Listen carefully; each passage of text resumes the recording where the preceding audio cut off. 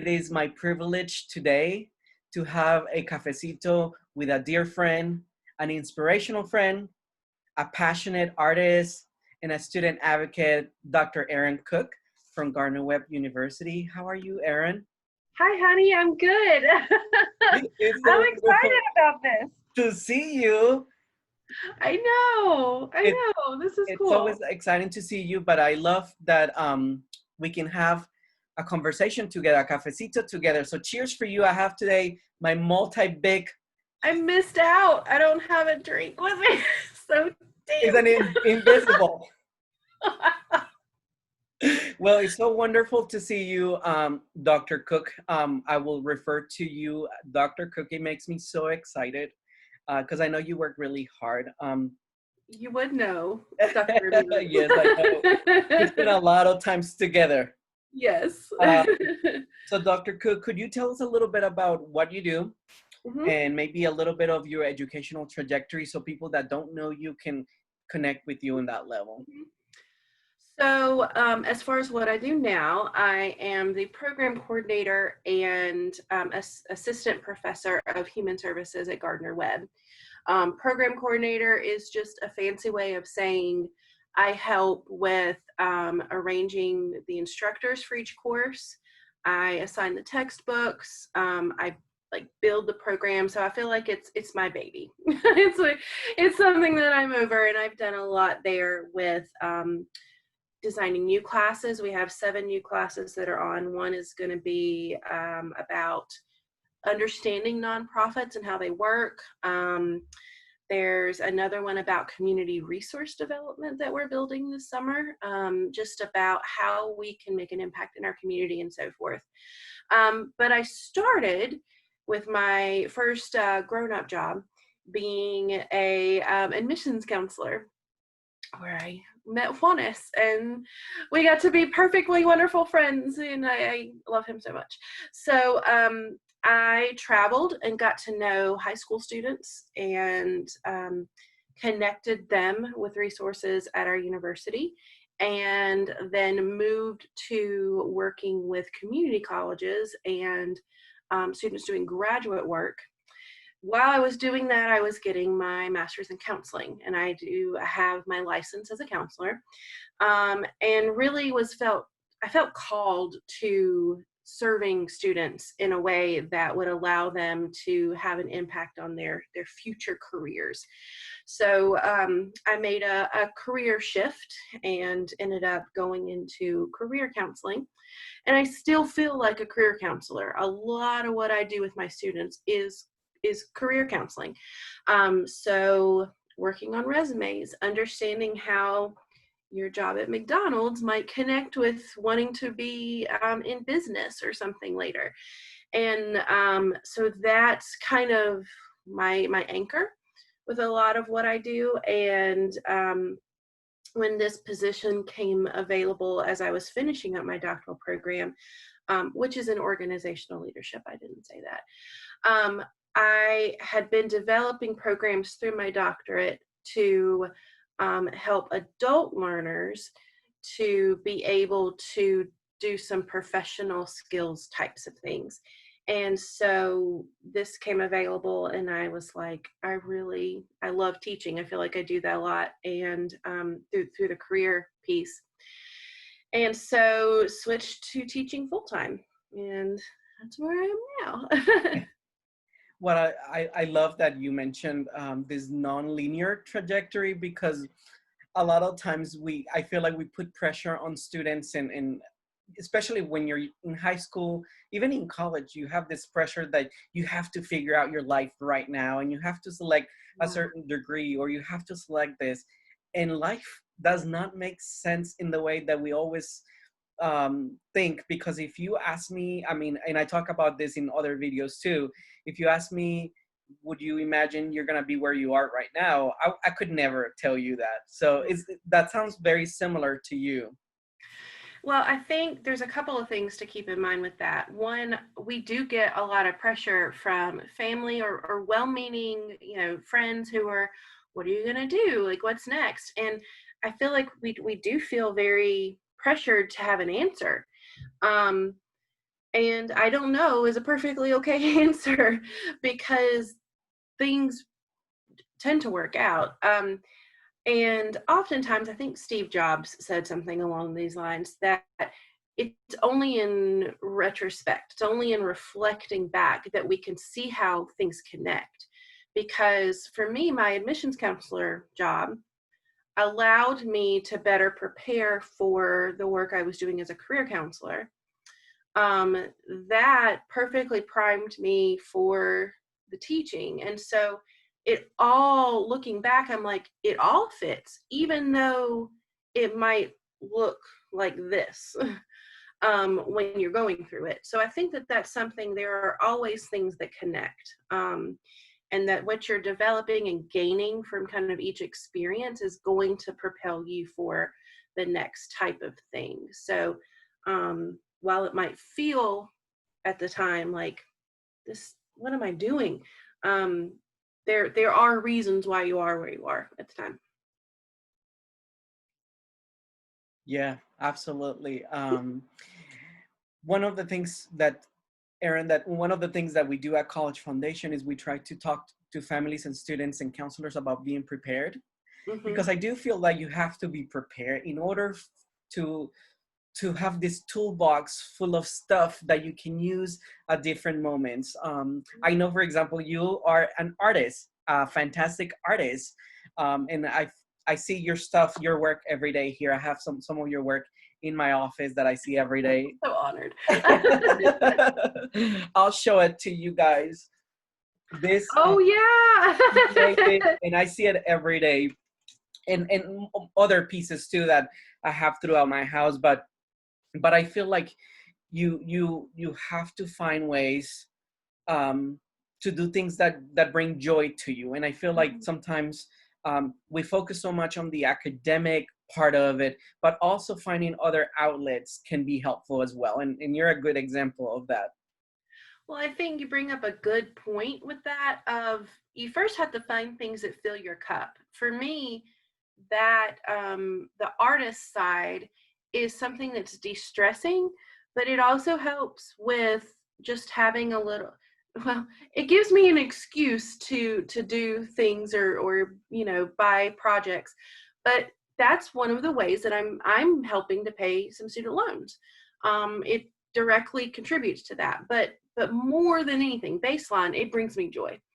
And so one of the things that you were talking about, I think is going to be important for students in recognizing those types of things that you might not even think about as something that's going to be important for an admissions counselor to know, or for thinking about your future is, what's your story? What are things that are important to you and who you are that are are essential in sharing? And I remember being reading admissions essays and doing things and talking to my students now who were like, well, someone's not going to want to know that. And I'm like, yes, the fact that you're a full-time working mom and a full-time student is definitely something someone's going to want to know, because it connects to the fact that you have time management skills, that you are dedicated, and those types of things. So all of that together, the things that you're doing, the things that you like and enjoy are part of what makes you unique and what makes you who you are.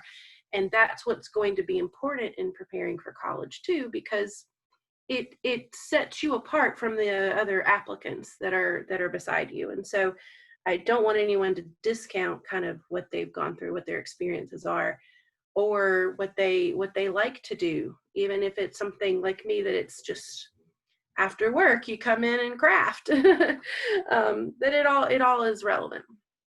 So one of the things that we're trying to do, Erin, at the College Foundation, is we're trying to set apart our students Mm-hmm. in being successful. We want North Carolina to have qualified.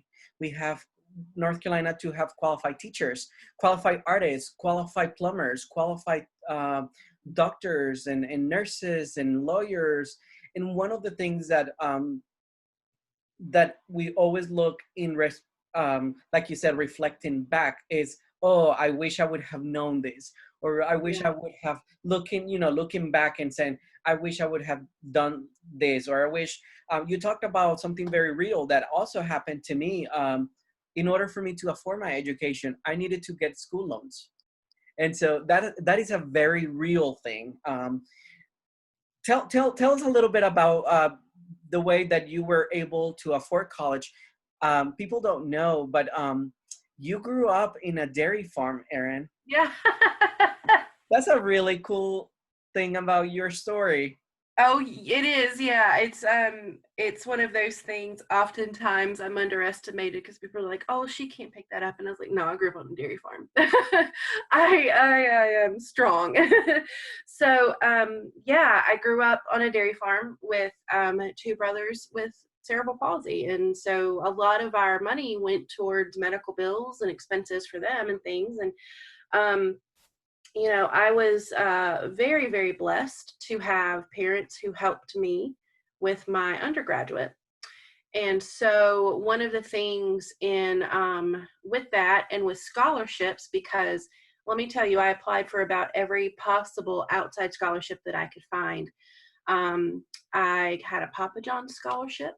I had a Walmart scholarship, and there was a memorial scholarship through my high school. And I didn't have help with finding those. I went to, at the time, it was the largest high school in the state. And our guidance counselors were bogged down. They were so overwhelmed with 5,000 of us. So in between periods, I would walk past and they had a file cabinet, and I would go through each day and find different ones to apply for. And I applied for a lot that I did not get, but I also got several, and that was wonderful. So that helped. And then having amazing parents that supported me helped as well.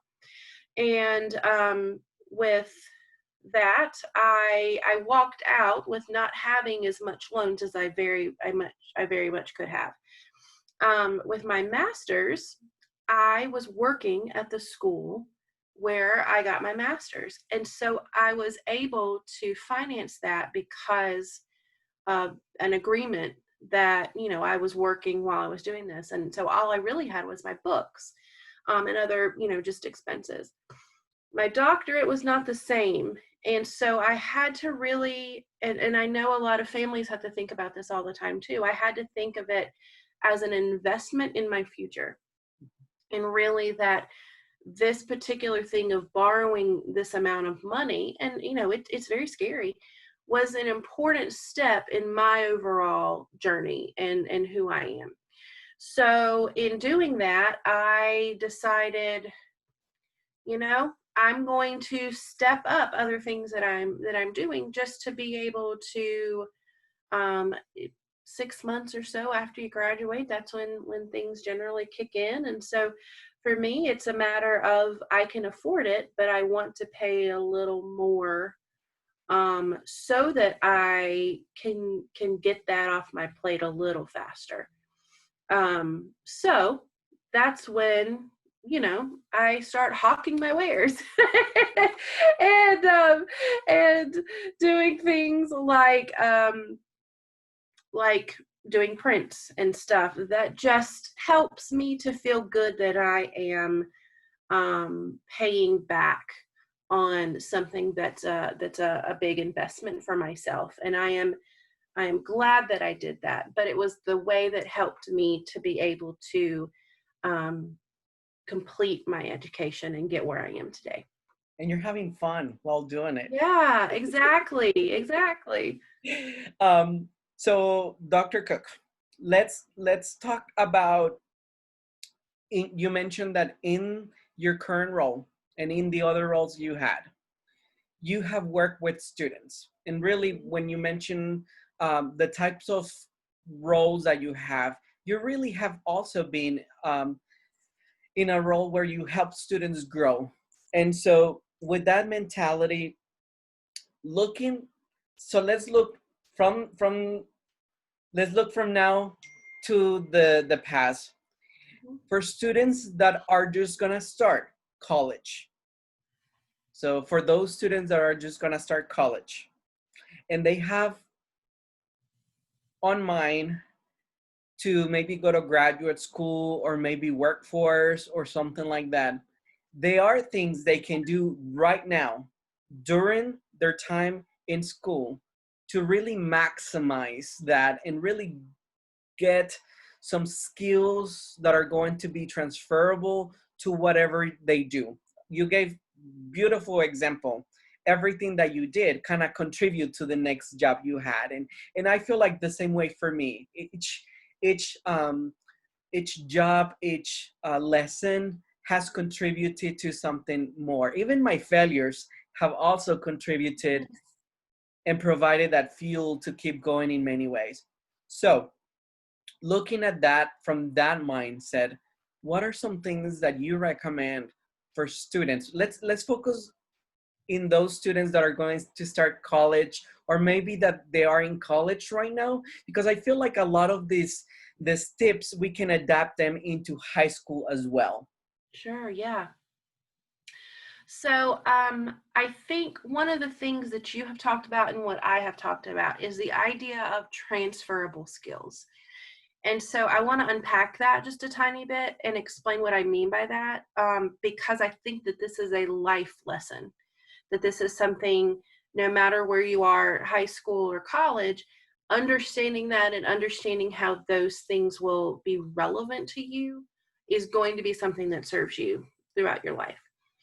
And that's a matter of really connecting with what are the things that I am doing as far as accomplishments or tasks that then can be utilized in future things. So transferred from one kind of job or experience project to another. And so an example of that I give with students that are always like, well, I was a secretary. That doesn't relate to something like human services. And I said, well, as a secretary, what did you do? Or, okay, well, I answered the phones. Great. In answering the phones, you were communicating with people. You were listening to them and understanding what they were asking in order to be able to assist with things. Communication is the skill there. It's not the task of answering the phone. It's the skill that you used. That skill relates to everything else. So it's a matter of if you can think about, what did I bring to this position or this project or whatever? What did I do to distinguish myself in that role? That is going to be something that will allow you to then start to see how everything connects. And so as a high school student who maybe has a part-time job, I, for instance, worked part-time after school at a pharmacy and delivered medicine to people who couldn't get out of their house. Those are things I never thought about connecting to things that later I would do. But, I look back and I'm like, I was serving others and not necessarily realizing what I was doing. I was communicating with people. And in some cases, the only person that they saw in a day, by delivering their medicine. And so think about what are things that you do in your maybe class projects, community service, church, part-time jobs that are going to be skills that someone is going to be able to recognize as important. But more importantly than that is that you as the student are recognizing these skills within yourself, that you possess them, that they are something that you are taking with you. And that's one of the harder things that I think I try to explain to my students is it's not necessarily in showcasing your skills. It's not the the responsibilities or the tasks that you did. It's what you brought to it that's important, that's relevant. And so thinking about what did I do to contribute to this is going to be something that will serve you so well later in life, not only for things like preparing for college, recognizing what you bring to it and what makes you unique, but when it comes to doing your resume later, or it comes to interviewing for a job. All of these things connect. And so I think for preparing for school and preparing for college, starting to think about that, well, it bridges everything else together, if that makes sense. That makes absolutely sense. The example that comes to my mind by having this conversation with my brother played soccer, and he didn't realize that, you know, when you are a soccer player, you have to be a team player. You Yeah. have to work with strategy. You have to work to follow directions. There's so much that even, and he was not professionally, he was not playing professionally, he was just playing, you know, for fun. But I saw all those type of skills that came out that can be so beneficial for any type of job, because, you know, when I'm hiring, I do want someone who is a team player. I want someone who is independent, someone that can see the big picture, the little picture, and things like that. So thank you for that, Aaron. Now, Aaron, we are in a very interesting stage right now in the world. Yes. Very interesting stage. What would you say right now would be some of those skills that people can start thinking about? Because for example, I'm thinking right now like being adaptable, right? Such a wonderful skill. But what skills could you can you think about that would be helpful? And then how? Give us some examples of how we could possibly go and find, you know, find opportunities for us to practice that skill in a way. Mm-hmm. So I think something that is becoming, increasingly relevant. It's not that it ever wasn't, but it's just so in the forefront of our minds right now, is being able to connect, relate, and empathize with other people. And that might be what makes them unique, their cultural experiences, what they have been through, and then being able to kind of, you know, respect or appreciate those types of qualities. And so that can come in a couple of different ways. That might be the ability to communicate. That might be the ability to listen. And in the counseling world, we call that active listening, being able to really suspend your own thoughts and things, not think about what you're going to say next, and just be present with somebody. Problem solving and adaptability are really important. And I think that being able to, as you said, Juan, with adaptability, just kind of whether that's change trajectory quickly, or whether that's just say, okay, this isn't working, I'm going to find another strategy for success or whatever. That goes a long way in life. And then the same thing, kind of the same vein of with problem solving, of something else comes up. Okay, what am I going to do to change course, or find another solution? And I'm trying to think of the other. There is so much research out there about these essential skills, and so we've gone over several of those. And then I find things like being able just to manage your time, and those types of things are really important too. But really, really what I think is going to be essential in being able to talk about where we specifically are at this time is going to be connecting and relating to others, being able to communicate, and being able to listen. Very important skills. I had learned and continue to learn those myself. So thank you for sharing those. It doesn't ever stop. No, absolutely not. One of the things that that you made me think about was the difficulties that we all have to talk about our stories and our journeys, and how important it is to be able to articulate that. And so I'm thinking again, comes again, being able to do something like we're doing right now, Aaron. This is my job now, working through distance learning like this, and really being able to embrace that technology and go with the flow. It has become really super helpful to me. So yes, absolutely. I'm drinking your milk. So one of the things too that it brought up for me, if you don't mind me just taking a second to talk about this. So in one of my first classes that I do with Introduction to Human Services is we talk about how we can best serve others, and that's just my discipline. So that's the language that we speak in that. And I say, in order to best serve others, or in this case, maybe best understand someone, is to recognize we all see things through the lens of our experience.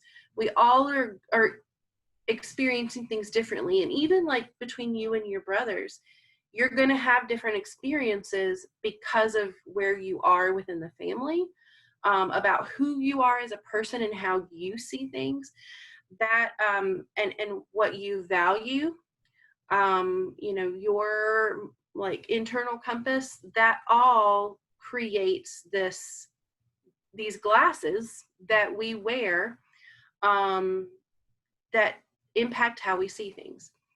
So to best serve others, we first have to recognize that we wear glasses all the time. That we are constantly viewing things through a lens, and that other people are going to have different glasses on. So as a person that is serving, you have to know when to lift those off, or when to say, okay, what someone is seeing is different than what I'm seeing. And so what's important for someone who is getting ready to start college or something along those lines is to start to realize that the glasses you have on are important for us to know, and are important in us recognizing what your experiences are of value. They're something that are important because it makes you unique in who you are. And so I always like to, I don't know, whenever I'm dealing with a situation, I have to think of it from the standpoint of, what are my glasses? How are they impacting what I'm seeing and how I'm viewing things? Because it's going to be different than, like, if you're standing beside me, how you would see things. So it's just something to think about, and think about how those experiences will be impactful on who you are as a person, your future life, but also what we need to know, maybe as an admissions counselor or as a future employer, to get to know you as a person. Yeah, absolutely. It made me think about, in other words, I mean, that could be other words for privilege in a way. Absolutely. Lens that we have. But I also am thinking about how wonderful even high school or college can be a great opportunity for people to really start practicing, right? Practicing those, okay, so let's look at this situation through my own glasses and see what I'm seeing. Or let's take them out and see, because in college you have the opportunity to ask questions. They have so many organizations there that you can really start asking new questions. Maybe if you were not familiar with like you mentioned certain things, you can start being you can start being you can start experiencing some of those things that maybe you did not have before. So it's a wonderful laboratory. I always say that college is like this laboratory where you can try new things and see new things. Absolutely. And I think the ability to ask questions, but then also know what you are seeing or filtering depends upon your ability to recognize you have glasses on your face, is important. And I think the idea of privilege right now and the talks of what we're seeing in the world oftentimes I relate it back to, they don't know they have glasses on their face, that they're seeing things differently than, maybe if they examined and could take those off for a second and think about what it's like to be in another person's shoes. That ultimately is the ability to empathize.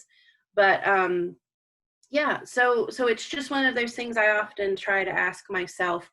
And this started for me in college. This started for me in a multicultural development class in my undergrad, of thinking about, wow, I'm seeing that differently than the person that's beside me. Absolutely. And that works all different ways. Mm-hmm. Uh, let's talk about now, let's move into your career development officer hat. Yeah, okay. Let's Because do I it. know people don't know, but Erin assisted running a very successful career development office, and she has always have that mindset of providing tools for people to have successful jobs, to have prepare yourself to, so people can see on paper your best version of yourself. And I think that, Erin, if we can go ahead and put that hat on, let's talk about two things that I want to talk about. One, social media. People Mm-hmm. don't realize that what we're doing in social media matters. There's some things that that I have seen that I always get super encouraged that students are doing and people are doing, but I have those times too where I'm like, I hope your employer never looks through your social media, because you're really not representing yourself in a way that is Yeah. for whatever you're trying to do. So let's talk about presenting yourself in social media, and but also in paper. Yeah. Okay.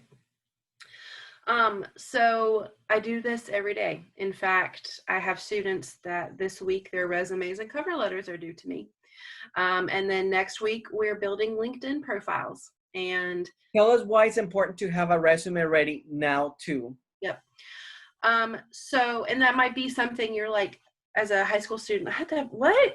The resume? And it's because you never know when you're going to be connecting with someone who could possibly, lead you on to another option. And the career word for that is networking. Networking is so important. And then, we've talked about reflecting back. In looking back, every job I have ever gotten in my life, from babysitting to where I am now, has been through networking. It has not been a cold, like, you don't know me, da da da. So being able to have other people who can advocate for you, or help you open a door, is going to be so important. And one, I know it's the same thing, right? It's there's a thing that says your network is your net worth. Mm. And so I'm like, it really is a lot about kind of who you know and who can speak for you. And that's not meant to intimidate. It's just more meant to recognize there's power in the people that are around you, and that tribe or squad that surrounds you. And that for me started with a friend who connected me to my school. And then, I was involved, and then they got to know me and offered me a job. Like, there wasn't a position that was created for me. That, asked if I wanted to interview and so forth. So having that resume ready allows, at the right time, if you have someone at church who says, I know somebody that maybe, you can say, yes, I'll send it right now. That you can capitalize on that experience. And so what we look at with your resume is what we've talked about already, those transferable skills. What are things that you gained or that you brought? What are the accomplishments that you contributed to different types of things that someone would want to know about? And your resume as a high school student is going to look very different than your resume as a college student, And that will look very different as your resume of someone who's been in a field for 10, 20, 30 years. This is, think of your resume as a living, breathing document that needs to adapt and change. So maybe in high school, you don't have the work experience, but you focus on what are the things that you contributed to a club or an organization, or the skills that you used through something like soccer. You know, what types of things with the classes that you're taking are you gaining? Or what can the level of classes that you're taking show about yourself? And so in a like initial resume, maybe you're focusing on those skills more than where you gained them, if that makes sense. It's called a functional resume versus something that then is in a chronological order. Then in college, like the style of resume to use is going to dictate the field that you're going into, or the field you're going into will dictate the style, I should say. So a business student's resume is going to look very different than a graphic design student's resume, because the type of field will be important to impact that. But we're going to again say, what are really the essentials that someone needs to know about me, and the skills that I have developed through my experiences, such as communicating, problem solving, adapting. And how is that going to speak for me to an employer? You're essentially painting a picture for someone of who they're hiring. And knowing with a resume that what you're developing or what you're crafting for one company might be slightly different than another. So remember, again, I said about the living, breathing document, that needs to be adjusted and tailored to the job. It's not something that you like carve in stone and then leave. Maybe the order of the things that you put on there, or meaning like if you have 5 or so bullets, that number 4 is brought up to number 1 because it's more important to one employer than another. And because it really is, it's all about how you're selling yourself. Bringing that back to your social media. If you have to first recognize that someone really is going to cyberstalk for a second, and not in a creepy way, but people want to know who you are, and you as someone who might be a future employer are representing the values and the brand of a company. And so if you have certain things out on your Facebook or your Instagram or your TikTok or whatever it might be that rubs against and conflicts with that employer, they're not going to be as interested as hiring you, because you're embodying who they are as an organization, as an employee. So you first have to know that people are going to be looking at that kind of stuff. And second, you got to think about, what would this look like to my grandmother? What would this look like to somebody else who doesn't necessarily, know me in the same context? So look at it in doing like an audit of social media. Look at your privacy settings. Look at who can tag and post for you. That was one of the first things I did when I was doing audits and showing students how to do it, as I was like, I have to lock down my privacy features that people can't just post without my knowledge. And then think before you post, and it's everything from what you're saying to how you're saying it. I've had individuals who there are so many stories that I could share, but I'm not going to go into all of them. But there are plenty of people who have been denied jobs because of things like this.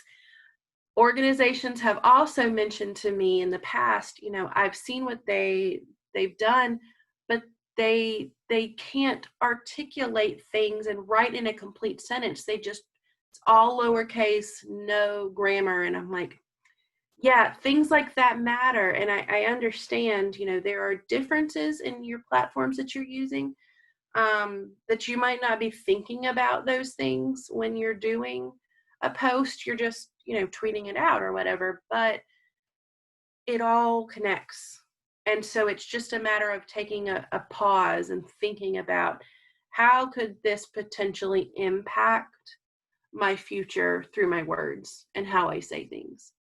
They are wearing their employer Yes. glasses to look through your social media. So and I think there's even some licensure boards, Dr. Cook. I believe that they even talk to the students about those things really early on. I remember in a previous organization that I worked, that we told the students that this is how you're gonna behave in the field, and there's certain expectations that we expect of our students. So there's this code of ethic that we expect, but I believe having those expectations, like we're talking right now, kind of very clear, I think it's only gonna help some students. So thank you so much for helping us with social media.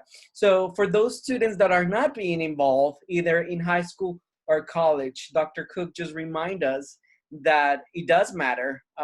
It does matter because all of this information, all those skills, you can utilize them and transfer them to different settings. So I think that that's a wonderful thing that a lot of people don't realize, that what you're doing right now matters, maybe for that future job that you might need. And also, when you talk about the resume, or even having a way to organize things that you have been doing, I can totally see a benefit when I am applying for a scholarship. If I already have that ready, and I know how to articulate about myself and about why I have this need, I think you have a very higher chance to get it than some other people. Don't you agree? I do. I completely do. And you bring up a good point, because I'll mention as well, it's a lot easier after you've done something to be like, I need to put that on my resume, than it is to go 6 months or a year later and then try to remember what are the things that you did.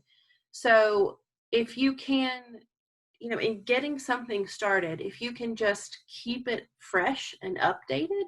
And I fully admit I teach all these things and then I don't always do it myself. So easier said than done, right? But it's something that if you can get it started and then just keep adding and progressing, what it's going to allow you to do is have something that is always ready, that you're not having to put as much time and investment in intervals, because you've been working on it all along. And you then have on paper or in a document a representation of what you can bring to an organization. And ultimately, that's what employers are looking for. They need to know, how are you going to be able to best assist us as a organization with what we are doing, represent us through shared values, or whatever it might be that you're bringing to you, and so or with you, I should say. So having those types of things ready, or at least starting to think about them, I think that's honestly the hardest thing for a lot of students, is just starting to wrap your mind around, okay, looking at myself in a different way, with what I'm doing, and thinking about that. I think will serve so many of you in the long run. And it's something I did not know when I was a high school student. I did not understand any of this. And looking back, I'm like, that probably would have helped me a lot. Yeah, and I think having something organized already, maybe as a resume, can also help you to figure out what gaps I have. Yes, great point. And I didn't mean to interrupt. I'm sorry, Juan. No, no, no. Go ahead. But you are absolutely right. So it might be, I don't know about you, but sometimes seeing something differently, like having it on paper, I can see things in a different way because I'm looking at it from a different viewpoint. It's all about that perspective. Um, and so that might be, if you're doing it early enough, you then have an opportunity to say, well, I can do something about the fact that I'm really missing something in this area, or this isn't speaking strongly enough to who I am. You can't do that if you're at the finish line and then are looking back and saying, oh well. I also think it's important to recognize that you don't have to be everything to everybody. That having every skill is physically not possible. There are things that I am innately stronger in, that there are things that I just don't do as well. And that's okay. So sometimes it's a matter of you can improve on things that you maybe don't have as strong on, but sometimes it's also important to invest in the things that you really do well and capitalize on that. I think in general, us as humans try really hard to improve or make up for weaknesses and focus on that negative so much rather than investing in the things that we do really well and saying, it's okay that for me, it's math. I am not a math oriented person, but I'm really good at thinking outside the box, and I'm really good at seeing the big picture and being creative. So it's like, what's going to be worth your time investing in, like trying to improve those things and just a little bit, or doing like a lot with the things that I've been given and bestowed upon. So words of wisdom. Absolutely. No, it also reminded me of a time where I really wanted a certain job, and I applied and I did not get it. And one of the things that I was able to do, I was able to request an appointment to sit with the hiring manager and ask, I know that you were looking for something different. Can you tell me from my resume or from my experiences, what are you not seeing for this particular position? And I felt like that was really helpful because he helped me to close that loop. I got some sort of feedback to say, it was just not, a lot of times it's not by how much you know, what degrees you have. They're looking for specific someone. They have this idea, this persona on their mind, and that's what they're looking for, because they're creating teams. Like Dr. Cook mentioned, she may not be good at math, and she doesn't need to be, because there's a lot of smart people that are really good in math, but then she's contributing something else to that team. So that's a beautiful way to also lift each other in each other's strengths. We have all these strengths. You're right. And I think, I mean, I have been denied, or not denied, but I have been told no for lots of jobs. And that is hard because you take it personally. You're like, what's wrong with me? Why don't you like me?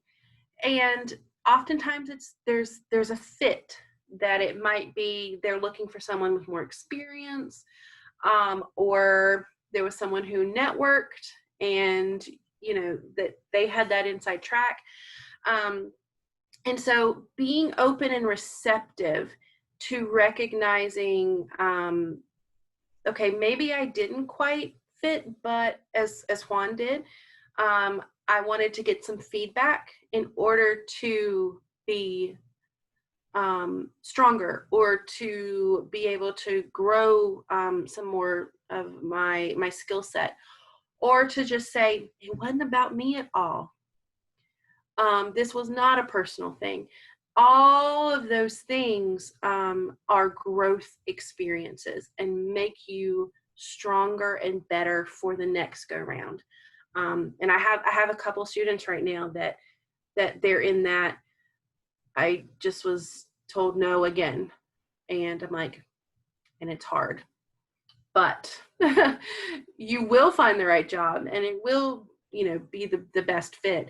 And what you're gaining from all of this is going to make you a stronger person in future.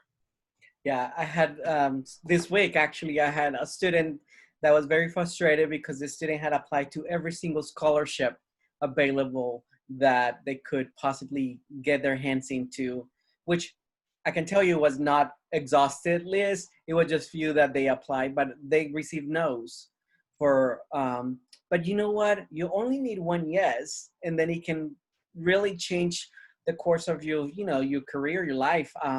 Those little scholarships here and there really do help. So I can definitely see that transferability to many things here. We're talking about jobs, but we could easily be talking about scholarships. We could easily be talking about relationships, connections, anything really. Mm-hmm. And what I think we don't often focus on enough through those no's is, what are you learning about yourself through that? What are you gaining to be able to integrate that, to say, I didn't, it felt like I did a lot with this, but maybe I really didn't, and I can do better. Or maybe it's more like your skin's getting a little tougher, and you're like, okay, it's okay. I'm learning from this. And like you said, Juan, that can be a variety of different things, from experiences with relationships to work to school. So it all connects. One of the things that we like to do in this Cafecitos, Dr. Cook, is to provide advice. And I know we have given so many advice throughout this Cafecito, but if you can think of something that you want to highlight for people, I would like for you to think about one for students, or one or more for families, because we have a lot of families supporting the student. Mm-hmm. And then also for those professionals, those trusted influencers, it could be their counselors, but also it could be a mentor, or it could be a program coordinator like yourself, that you're supporting the new generation of human resource services professionals. So those three would be a good for the advice. Oh, okay. Where do I even start? What advice would you tell yourself if you want to start backwards? Yeah, that's a great way to look at this. So I guess for students, I think my advice would be to not be afraid of sharing your story, to know that has value, and to be able to reflectively and introspectively look at yourself and what you're bringing, and know that is of worth. For families, I have a lot of experience, because I work with adults mainly in my classes, where I see that the student could not have done it without the family, and that's maybe biological, but also chosen family. So family's different for everybody, but it takes that village, and through doing your part, you're lifting that person to be able to really be on a path for success. And so that what you do matters as your family members. And that might be anything from pushing someone to apply for that scholarship, to being a shoulder to cry on, or working that second job so that your child can go to school. It all matters. For the professionals, so I think, being able to help all students is important, and know that all students are not every student is going to have the same journey. And I know, because I've had higher education experience, this might sound weird coming from me, but college is not for everybody. A trade is equally as valuable, or community college as a start. Or, there's just so many different paths that a student can take, and knowing that each of those and what's going to be best for a student is something that, as a mentor, through that as a professional, can be something that is important to recognize.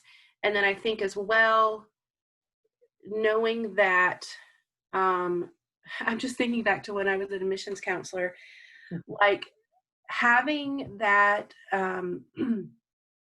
that guidance counselor or that professional who could be an advocate for the student spoke volumes to me. It helped me to really get to know someone better because that person was sharing about them. So I think that the role that this professional plays is going to be so important to those of us who are actually really a part of making the decisions, whether that's giving someone a shot in an internship, or whether that's applying to a school, or whether that's hiring for a job. Thank you so much. Maybe a lot of people don't know, but Dr. Cook actually has been one of those people that you mentioned, the advice. You have been that to me and more. You have been that person that I would not have been able to complete my higher degrees without your support. So I wanted to thank you. Back at you, honey. we got each other through. We lifted each other up, right? And I think that's a beautiful message that not only, we're not only talking to you, the audience, but we've been through it ourselves as well. So we're trying to, provide you as much of the things that we have learned and find ways to really lift you up. So thank you so much, Dr. Cook, for your time and for sharing with us some of your expertise and picking your brain a little bit. Is there anything that we have not said that needs to be said? Oh gosh, Juan, you and I could talk for at least 2 more hours. But no, I think when I was thinking about what I wanted to kind of share today, I feel like we've hit on a lot of the big important things that I want students to be able to really take in. Absolutely. So we're hoping that this information is helpful for you guys. Dr. Erin Cook, she is the coordinator of the Human Services major, I guess we can say. Yeah. Mm-hmm. Gardner-Webb University. So thank you so much. And so I'm sure, Erin, if people would like to connect with Gardner-Webb or with you, how was the best way to do that? Sure. I am probably best by email, and that's ecook2, ECOOK, the number 2, at gardner-webb.edu. And I'm happy if there's something that just you're like, I want to know more about that, or you mentioned this and talk to me more about that. Just feel free to reach out. I'm always there. It's something I feel privileged that I can be able to take the time today to talk about, and that it's a way of giving back for me. Thank you so much. I appreciate, again, what you do. Thank you, and we'll be in touch soon. Sounds great. Thank you. Thank you.